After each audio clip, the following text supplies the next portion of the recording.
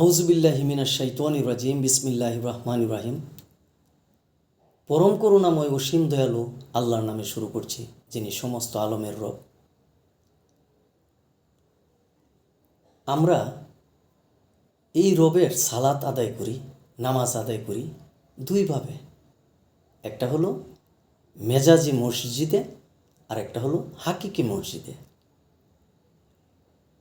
মেজাজি মসজিদ হলো আমরা যেটা ইট পাথর দিয়ে আমরা তৈরি করি, যে মসজিদ, 5 ওয়াক্ত নামাজ আমরা সেই মসজিদে আদায় করি। এই মসজিদ দেখা যায়, এটা মেজাজি মসজিদ। আরেকটা মসজিদ হলো কুলবুল মুমিনিন আরশে আল্লাহ। মুমিন ব্যক্তির কল্ব আল্লাহর আরশ, আল্লাহর বসত বাড়ি, আল্লাহর আসন। সো এটাও একটা মসজিদ। এই কুলবুল মুমিনিনের আরশ, কল্ব, সেখানে আল্লাহ পাকের বসত বাড়ি, সিদরাতুল মুনতাহার আল্লাহ পাকের বসত গড়, যেখানে আল্লাহ বিরাজ করেন। কাজে এটাও একটা হাকিকি মসজিদ, যে মসজিদটা দেখা যায় না, ধরা ছোঁয়া যায় না, কিন্তু আমরা আমাদের 5 ওয়াক্ত নামাজের পরেও আমরা সেই মসজিদে আমরা সালাত আদায় করতে পারি, সালাতে অটুট থাকতে পারি, আল্লাহ পাকের স্মরণ করতে পারি, আল্লাহ পাকের স্মরণে অটুট থাকতে পারি। সেই মসজিদে আমরা আমাদের 5 ওয়াক্ত নামাজের বাকি যে সময়, সেই সময়ে আমরা এই হাকিকি মসজিদে আমরা সালাত আদায় করতে পারি।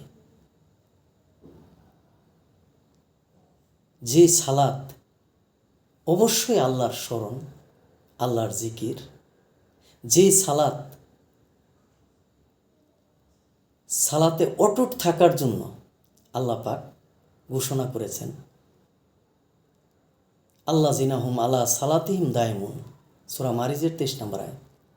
যে সালাতে সারাক্ষণ অটুট থাকার জন্য, সর্বক্ষণ অটুট থাকার জন্য আল্লাহ পাক ঘোষণা করেছেন।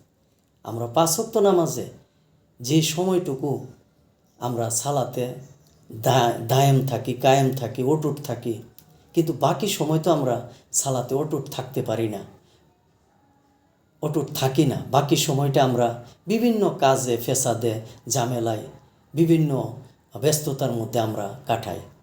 কিন্তু আমরা ইচ্ছে করলে সেই সময়টাও আমাদের ওই হাকিকি মসজিদের মধ্যে, যে মসজিদটা দেখা যায় না, তবে নবী করিম সাল্লাল্লাহু আলাইহি সাল্লাম সেই মসজিদটা দেখিয়ে দিয়েছেন। কুলবুল মুমিনিন আরশে আল্লাহ, মুমিন ব্যক্তির কলবই ওই মসজিদ, ওই আল্লাহর আরশ, আল্লাহর ঠিকানা, আল্লাহর স্থান, আল্লাহর বসত বাড়ি। সেই হাকিকি মসজিদটাতে আমরা স্মরণ করতে পারি আল্লাহকে, সেই হাকিকি মসজিদটাতে আমরা ডাকতে পারি আল্লাহকে, সেই হাকিকি মসজিদটাতে আমরা সর্বসময় দায়েমি সালাতে অটুট থাকতে পারি, সালাতে কায়েম থাকতে পারি, দায়েম থাকতে পারি। 5 ওয়াক্ত নামাজের পরেও সেই বাকি সময় আমরা সেই মসজিদের আমরা আল্লাহর সাথে আল্লাহর সালাতে আমরা কায়েম থাকতে পারি, দায়েম থাকতে পারি, অটুট থাকতে পারি। আমরা ইচ্ছে করলে তা পারি। কিন্তু সেই মসজিদে আমরা কিভাবে সালাত আদায় করব, কিভাবে সালাত আদায় করা যায়, এবং সেই মসজিদটার খোঁজ আমরা কেমনে পাব, সেই মসজিদে আমাদেরকে আমরা কিভাবে সেই মসজিদে যাব, সেই মসজিদ পাব, সেই মসজিদের সন্ধান পাব, এর জন্য আমাদের দরকার একজন কামিল মুর্শিদ। কামিল মুর্শিদের মাধ্যমেই সেই মসজিদ খুঁজে পাওয়া সম্ভব। কামিল মুর্শিদের মাধ্যমেই সেই মসজিদে বাকি সময় 5 ওয়াক্ত নামাজের পরেও বাকি সময় সালাতে লীন হয়ে থাকা সম্ভব। সালাতে অটুট থাকা সম্ভব আল্লাহর সাথে। আল্লাহ পাক তাই চাচ্ছেন, আল্লাহ পাক তাই ঘোষণা করেছেন সর্বসময় সালাতে যুক্ত থাকার জন্য, লীন থাকার জন্য। তাইলে পাপ করার ভয় থাকে না, নিজের নফসকে পরিশুদ্ধ করা যায়, নফস এদিক ওদিক যাবে না, নফস দেহটাকে বিভিন্ন পাপের দিকে ঠেলে দিবে না।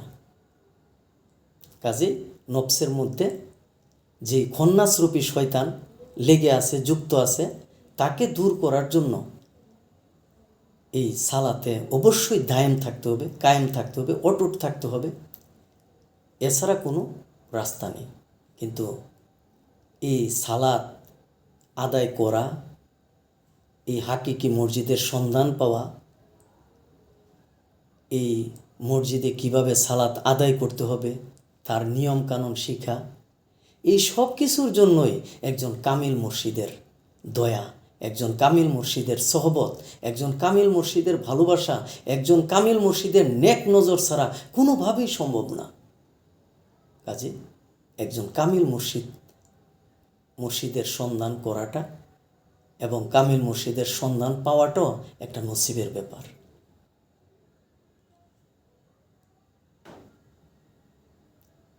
ওমায়ুদ্লিল ফালান তাজিদালাহু ওলিয়া মুর্শিদা, আল্লাহ পাক তার পাক কালামে ঘোষণা করেছেন, আমি যাকে পথের সন্ধান দিই সে পথ প্রাপ্ত হয়। আমি যাকে আমার পথের সন্ধান দেই না, আমি যাকে আমার পথ দেখাই না, যাকে আমি আমার পথ থেকে ভ্রষ্ট করি, যাকে আমার পথ দেখাই না, সে হে আমার হাবিব, তার জন্য আপনি কোনো অলি মুর্শিদ খুঁজেও পাবেন না। কাজেই ওমায়ুদ্লিল ফালান তাজিদালাহু ওলিয়া মুর্শিদা।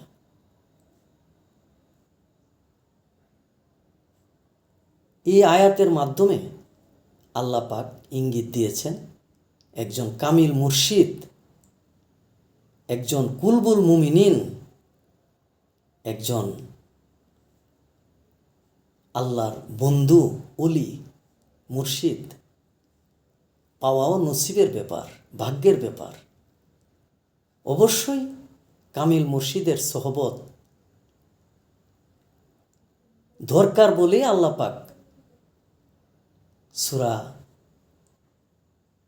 কাহাফের 17 নম্বর খুব সম্ভবত আয়াত খান, ওমায়ুদ্লিল ফালান তাজিদালাহু ওলিয়া মুর্শিদা, আমি যাকে পথ দেখাই সে পথ প্রাপ্ত হয়, আমি যাকে পথভ্রষ্ট করি তার জন্য হে আমার হাবিব আপনি কোনো অলি মুর্শিদ পাবেন না।